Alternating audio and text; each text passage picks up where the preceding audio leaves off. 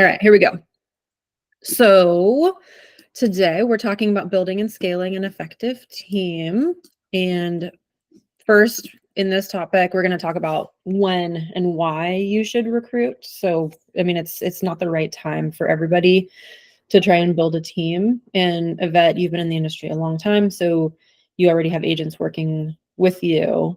We'll talk about your reason, your desire for recruiting, and some other reasons why team leaders or partners might want to start building out a team. If you are ready, then the next step is to define who your target audience is. So what kinds of agents you want to bring onto your team or to your brokerage. You'll need to figure out what your value proposition is. Why would agents want to work with you in the first place? Next, we want to make sure that your goals for expansion and recruiting are achievable. So we'll talk about SMART goals, and then how do you interview and find prospects to potentially join your office. And then last, creating a culture that will help your office grow itself so that you're not having to invest as much energy in recruiting. So that's the agenda for today. Let's dive right in. First, why and when should we start recruiting as team leaders? So first, some signs that you might be ready to recruit are you feel like you have something to contribute to other agents. So maybe you feel like you're an expert in a specific type of sale and you want to build a team of similar individuals who do those kinds of activities. You want to share your knowledge. Or maybe you just love mentoring. Maybe you you've been in an office by yourself for a long time or no office, and you want to create an office environment to help motivate each other. That's an option as well. Second, you would be ready to expand your team if your daily operations, your activities are consistent. So you have dialed your calendar time blocking, or you have the same activities that you do over and over that you've seen success with, or you feel like as an agent, you've seen success in your activities and you're going to continue doing those activities because you know that this is what works as an agent. Next, you want help managing your prospects and clients. So if you have so much business that you need help managing your prospects, or somebody to take your buyers on tour, or hi Michelle, welcome. We just got started. You haven't missed much. Okay, sorry, I was running a little behind. No worries, all good. We're just talking about reasons why you might be ready to grow or expand your team. So right now we're talking about maybe you have a lot of business and you need help managing your clients. So that could be a reason why you want to add more agents to your team. I think every agent wishes they're in this boat. And the last one, just that I wrote down here, I'm sure there are other reasons, are you're ready to expand your team if you are able to and willing to dedicate at least 5 hours per week to nurturing other agents. Because like it or not, even if you bring on very experienced agents, you are going to need to hold their hand periodically. Here are some signs that you're not ready to grow your team. You should not grow a team right now if you personally are lacking motivation, or you're building a team specifically to create an environment where you're hoping this will give you a kick in the pants. So let me be honest, this is the hard truth. Agents feed off of each other's energy. So if you don't have the energy, they're not going to bring the energy either, and you're not going to motivate each other. So you need to figure out your own internal why or your reason for doing real estate. Get your own motivation, practice it, get your daily activities and time blocks styled, and you're doing it systematically, repeatedly. Then you can bring on other agents and they will learn from you. They will feed off your energy, and then you can motivate each other. But you need to have yourself motivated first. Next, don't grow your business if your business isn't optimized. What I mean by this is if you get a client and you're scrambling, you feel like you're a chicken with your head cut off, you probably have opportunities for improvement in your business, because working with one client, yes, you can get wrenches thrown in the process. You can get really tricky deals, but for the most part, you should know what to do when you get a buyer under contract. You should know what to do when you get a listing agreement signed. So if you haven't optimized your business yet, I would recommend attending a room called, I think it's called Optimizing Your Backend Operations. We also have it recorded, so I can send it to you if you need that. But there are things you can do to get systems in place to make sure that your business runs like a well-oiled machine. So if you feel like you're a chicken with your head cut off, probably don't invite other agents to that kind of chaos. Next, don't grow if you aren't consistent in your daily activities. We talked about that on the other side. And then last, don't grow if you aren't willing or able to dedicate time to mentoring your agents or fostering a team culture. I will say from experience, the most brokerage churn, like upset team leaders and partners, typically happens when they are losing a bunch of associate agents from their team or from their office. So I will say that as much as you try and create an independent agent office culture, everybody is doing their own business. It all rolls back up to you anyways. And I don't think it's about the money. I think it's about the people. If you aren't fostering that culture and you've got agents who feel like they aren't getting value from you or from your brokerage or from your office, they're more likely to leave and find a better home. And when you've got a lot of agents leaving you, you're going to feel like you're doing something wrong, or you're not getting something from your brokerage or something, and it's not going to be great for your business. So just make sure when you grow, you're willing and you have the time to dedicate to building this team culture and fostering it. That means doing weekly team meetings. That means doing maybe when you guys do happy hours for past clients, maybe you do it in your office and all your agents can get in on it together. Maybe it's doing power hours together, so you all are on the phones together, motivating each other, that kind of stuff. It makes a big difference. So any questions on when you should grow your team? Michelle, are you ready to grow it? Yeah, that's awesome, Yvette. I love that. Michelle, what do you think? Are you ready to grow a team, or what's your goal in being here today? Yeah. I mean, I did just put a pause on recruiting probably about 3 weeks ago, but up until then, we've been actively recruiting and bringing on new agents and plan to continue that. Awesome. Can you tell us a little bit about your business? Yeah, so we have offices in San Diego and Dallas, and I manage both offices. So I do all of our recruiting and onboarding, accountability. I do all of, like you mentioned here, the mentoring and fostering culture. So most of this does fall on me, and then our two co-founders also help kind of create the culture. But I actually went through a coaching last year that I thought was really helpful, where it talks about how you have to start internally in order to, be able to grow and get people to want to stick with you. So like you said, making sure that you have an organization that is motivated, that is organized, that has, standard procedures and things like that. Because I know when I first started and I came into Kindred, we were a smaller team. So my role was to really grow the team. And it was a lot of putting processes in place, because at the beginning, it was just kind of a free for all. It was like no organization, right? So it is about starting internally in order to get people, because if you bring people into something that's a mess, then they're not going to stick around. But I think we've done a really good job at it. I think our culture is awesome. That's something I spend a lot of time on, is making sure I pick the right people. And it's so awesome that the founders brought you on to own that role. I mean, it's a great investment on their part. Yeah.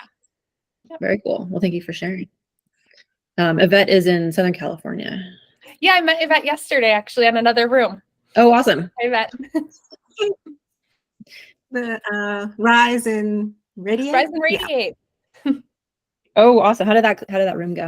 It was good. It was really good. Love it. Yeah. Cool. Okay, so next, part of having your operations dialed is ensuring that you have scalable systems in place. So a lot of agents, not all, because you might choose to bring on productive, experienced agents to your brokerage or to your office, but a lot of times it's easier to recruit newer agents who are looking for mentorship or looking for the guidance of being on a team. So there's two different ways to build a team here. You can do an independent agent brokerage, more like an office, where you're not sharing leads, you're not sharing clients, everybody's kind of doing their own business, but you have an office together, or you've got this brand that they're using for their marketing and stuff. Or you can build the team, which, Yvette, you're from Keller Williams, so you understand the team very well. Actually, I think Kindred was at KW for a while too, right? We were, yeah. When I first started, we were at KW. That's right. So the team was pretty much invented by Keller Williams. It's where first you bring on an assistant, then a buyer's agent to help with your buyer clients, and you want to focus on the listings. And so there's this natural progression of a team structure to essentially, like, all of your business is shared amongst this team. So you can do both, or you can do one or the other. So I would say figure out what kind of structure you want to create. You can hire more productive agents to your brokerage and they just operate as independent agents and they're not expecting to get business from you. They're just expecting to get the culture and the office and maybe a CRM or something. Whereas team agents you bring on, they should probably have a lower split because you're going to be giving them more mentorship. You might be giving them some leads or some of your clients to essentially they're giving you leverage. So either of those paths work. Regardless, you want to make sure you have your operations dialed first. So make sure you have processes laid out and tools to manage your buyer prospects, your active buyers, your seller prospects, listings after you've got that listing agreement signed. What do you do when you have clients under contract? What do you do for closing and after closing? Do you have an assistant that goes and delivers a gift for you, or do you do that? Do you like to show up to the signings? Like, what are your flares? What are the things that you do that set yourself apart as an agent? And those things should be systematic. They should be in a checklist tool of some sort. Again, I have a whole room about back-end operations that I think is a good feeder to this one for making sure that all of your systems are in order.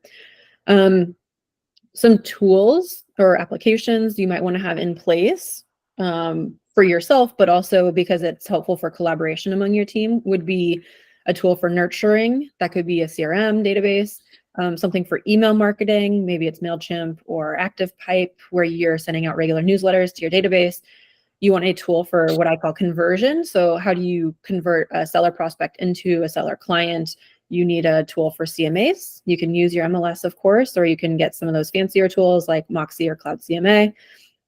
What do you do for your listing appointments? How do you do search alerts for your buyers? Do you just set them up in the MLS or do you use a fancy tool like Real Scout or something like that? And then project management.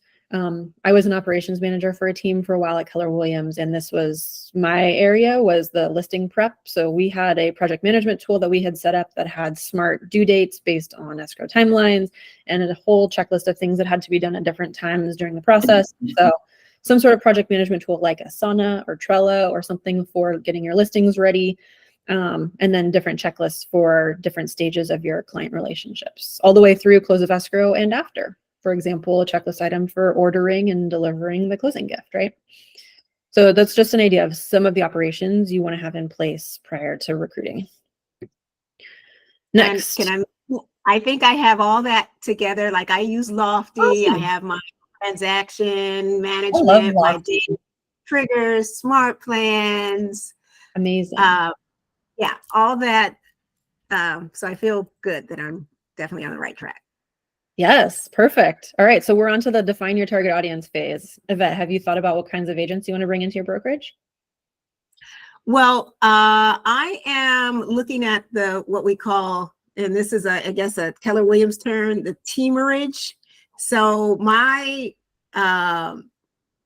brokerage is going to focus on the two niche markets. One has been veterans, active military. And Awesome. then just recently, the 55 plus active adult community. That's like huge. I'm seeing good results there. So when I bring people on, I want people, the brokerage is going to be acting like a team. We work together and this is our focus. And that's a huge value proposition that you can sell when you're recruiting is we are experts in SRES and in like veterans, assisting veterans. So yeah, great opportunity for agents who might be looking for more leads or looking for a way if they don't have a huge book of business already. So that's great. Michelle, do you know what kind of agent you guys are targeting? We've been targeting agents who are in the industry. I would say probably 3 years and under is kind of our bread and butter because I like people who haven't gotten settled into bad habits yet. Do you guys provide training and mentoring, which is we great. do, yeah. So we do get a lot of brand new agents, which is great. They're a lot of work, lot of work.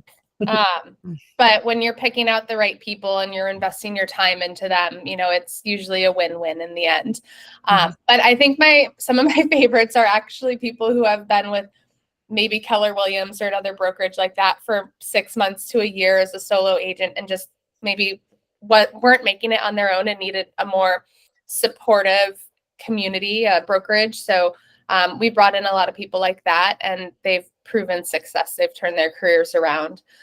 So that's rewarding to see, and that's kind of what we like too, because they're still moldable.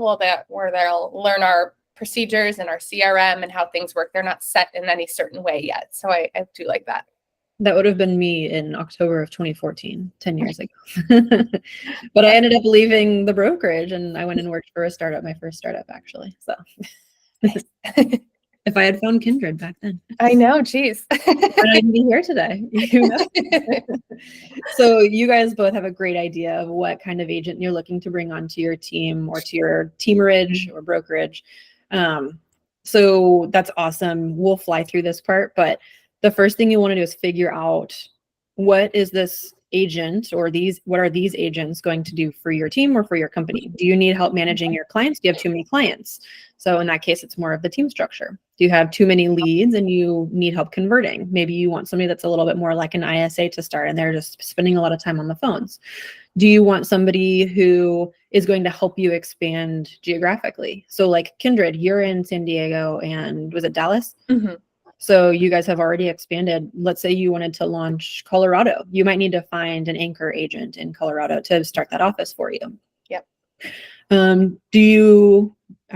It's kind of a rhetorical question, but do you want to surround yourself with like-minded individuals, or do you want to maybe like Kindred, you're a great feeder for brand new agents and you like to mold and create this, like how to be a successful agent. So think about the profile of who you're targeting. And this is also like, you'll want to think about the production volume, their track record, how many years they've been in the business, where they're located. These are all factors that will help you generate a list of agents to target, and then you can reach out to them accordingly. You don't want to necessarily waste your time calling agents that don't meet your profile. So it's important to think about the profile you're looking for first. Next, define your value proposition. Why would an agent want to work with you? Why would an agent want to go to Kindred? Why would an agent want to go to Yvette? What's your brokerage's name? The Hitchens team at Pacific Estates. So why would an agent want to go to the Hitchens team at Pacific Estates?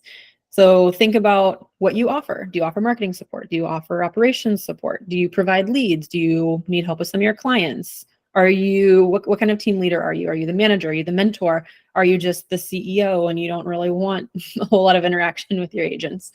You know, think about what kind of environment you want to foster, and think about what tools, what resources, what value you can give agents, because these are going to be the things that you're selling to them in your conversations with them to bring them onto your brokerage. This is probably the hardest part, is being able to articulate your value proposition, because you might just think, I mean, I hear this all the time from agents. They're like, well, I'm just a really good agent in this market. Well, that's a value proposition. If there's another agent who wants to become an expert in that market, they need to come to you to learn how to do that because you've already done that. Or maybe you've been in the industry a long time and you've seen ups and downs. You can weather any storm, right? So just think about what makes you unique, why clients work with you. And then that can help translate into why agents might want to work with you as well. So I would put together like a 2-sentence or 3-sentence elevator pitch for what your value proposition is in terms of other agents. And then next, set a SMART goal. Make sure that your goals for recruiting are achievable. So SMART means specific, measurable, achievable, relevant, and time-bound. I think it's great to say, I want to have a 100-person team or a 100-person office next year, but unless you're already at 60 agents, that's probably not going to be achievable. So if you today are 1 full-time agent and 3 or 4 part-time agents, I think a realistic goal is to bring in maybe 2 or 3 full-time agents within a year.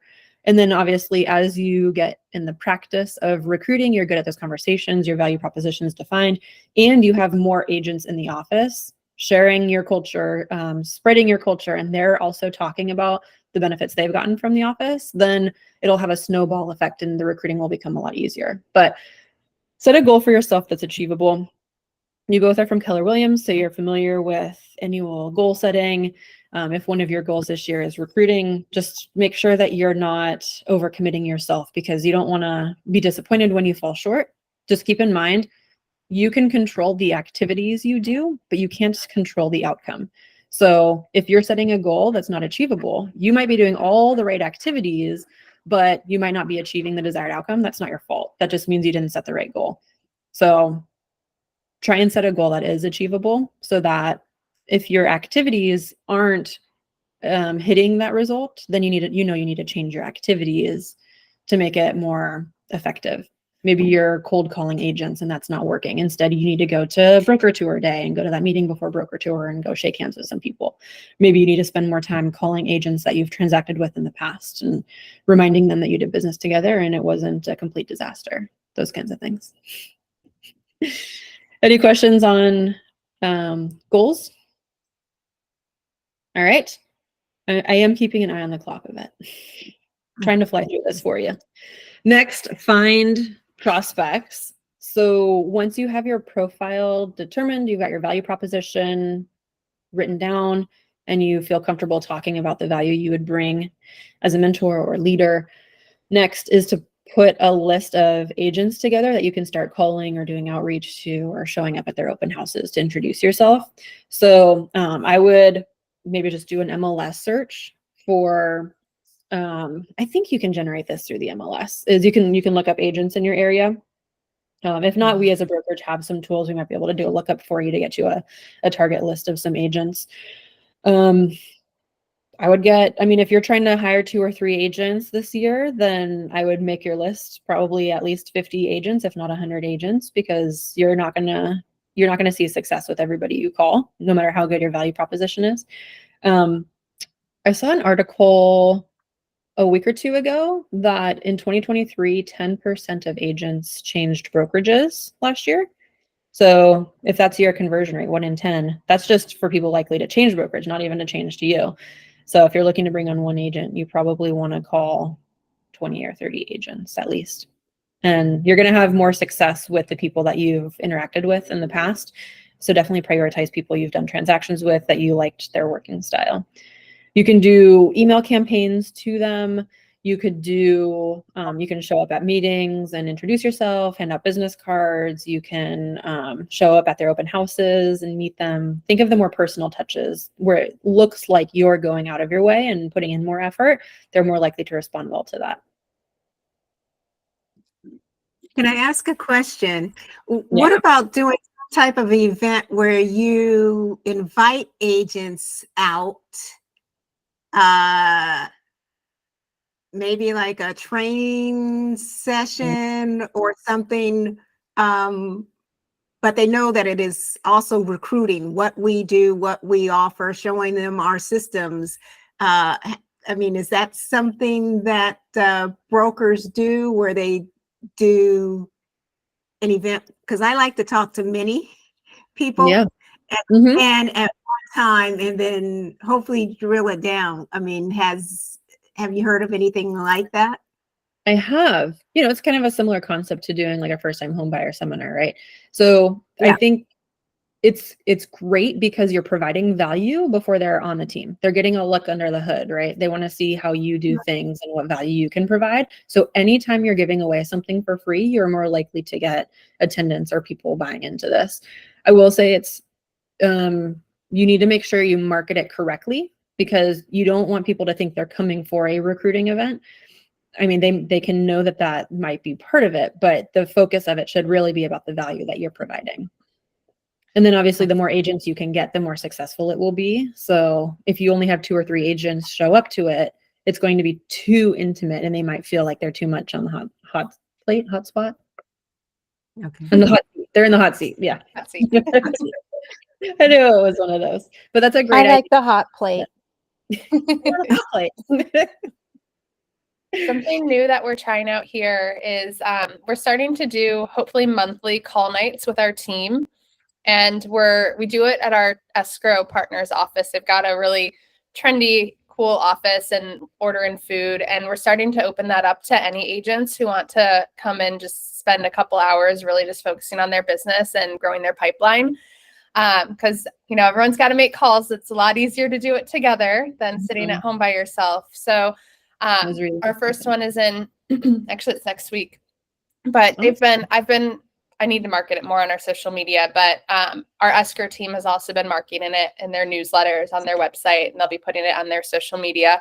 I also use Active Pipe to put out email blasts to my agent database to invite any San Diego agents to come and hang out with us. And it is in no way recruiting focused. It's more for just having people to come meet us and do business with us. And, eventually if they like us, they're probably going to ask questions, or they're probably going to, inquire about like, oh, are you guys bringing on new agents? I'm kind of trying to let it happen naturally. But of course, like myself will be there, and our co-founders will be there. We'll do like some script practice, and then we'll just dive into prospecting and have some fun, have some drinks, have some food. So That's awesome. Right. Well, let us know how it goes. It's a Yeah. great idea. Bye, Yvette. And I Thank you got for it. joining. Thank We'll you. send Now, that- do you send this out? Yeah, I'll send you the recording. Thank you. Thank you. All right. So once you have a list of agents you want to target, you'll want to get in front of them and start selling your value proposition. So like you said, you can invite agents to your office just for for activities, and then organically turn into prospecting, of course. Or if you want to be a little bit more targeted or more forward about it, you can invite them to your office. If you have an office, you could take them to a coffee shop. You can talk about what you're trying to accomplish, what your value proposition is, and why you think they'd be a good fit for your team or your office. It's all about transparency, making them feel invested in the opportunity. They don't have to be an equal business partner, but they should feel some ownership in what you're trying to build and what you're trying to create. Keep in mind that bad eggs will ruin your company culture, and it's very easy for one person to have a much bigger effect on your company culture. So if you've got somebody that likes to gossip or trash talk, or they have bad business practices, don't be afraid to ask them to leave your team very quickly, because what you don't want is for them to either spread those bad habits, or like, we don't want people gossiping or trash talking each other in the office. That's just not a great working environment. So it's okay to be a little cutthroat. For sure, you want to check in with everybody regularly, make sure that they're getting from the relationship what they were hoping to get from the relationship. The last thing you want is to sell your value proposition and then they feel like you're not delivering it. So it's good to have open, honest conversations. I would do at least a weekly one-on-one just to make sure that they're happy with how things are going, that if they have ideas for how the team can do better, how the office can do better, that you're receiving that feedback and making improvements accordingly. You want everybody to be part of the culture.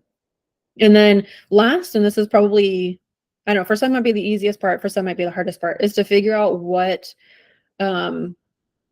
a realistic like split plan is for the agent, where you're getting paid back for the effort you're putting into them or for the value you're providing them. So if your brokerage or office is providing a CRM and marketing support, and you've got like a client concierge, and you're doing all of these things for the agents, then you probably want to charge more because you have to recover your own costs. But if you're just trying to bring on independent agents who want to do their own business and just help spread the brand, then maybe you give them a better split because you're not having to spend as much time with them or spend money on resources for them. So make sure that your split reflects the value that you're providing. Make sure you're not afraid to charge more. And if in your negotiations with the agent, they're challenging that split, they don't like it, you have to be ready to articulate the value that you're providing and why the split makes sense. So just like you negotiate with buyers and sellers, don't be afraid to negotiate with the agents as well for their split. If you want to bring in higher producers or more experienced agents, be prepared to give them a higher split because every brokerage wants them. So you have to make sure that you're being competitive while also recovering your costs and hopefully making a little bit of a profit from them. Any questions on that? All right. Creating a culture, which is your full-time job, Michelle. Happy agents will naturally want to bring in other agents to join the culture. So if they love what they're getting from the office, they like the power hours you do or the happy hours you do, they like the camaraderie or the systems, the processes that everybody follows, then they're going to want to bring other agents to join them in this. You want other people to see the same success you see. So by investing time in the culture, it's actually going to make recruiting so much easier because your agents are going to start to recruit for you. It'll be a lot less work for you. As the team or office grows, think of new ways to bring value. You don't want your offering to be stagnant. So you could think about maybe you need to get an office if you don't have one already, or maybe you need a bigger office as you get more bodies in there. You should hold events at your office or nearby in the community. Appreciation happy hours for your team, for your brokerage agents, opportunities for you to host an event and then they leverage it for their clients. So maybe it's like a brokerage wide past clients appreciation kind of thing. You're organizing the event, but then you allow your agents to bring their past clients in as well. You're saving them a lot of time and energy planning something. Some feel good stuff. You could do some volunteering activities together, beach cleanup or volunteering at a food bank. It's really good for bonding, really good for giving back to the community that you guys participate in. Good to be seen in the community as well.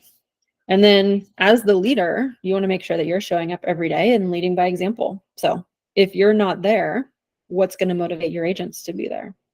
So if you're paying for an office, use the office. If you expect your agents to make 50 phone calls a day, you should make 50 phone calls a day. Lead by example.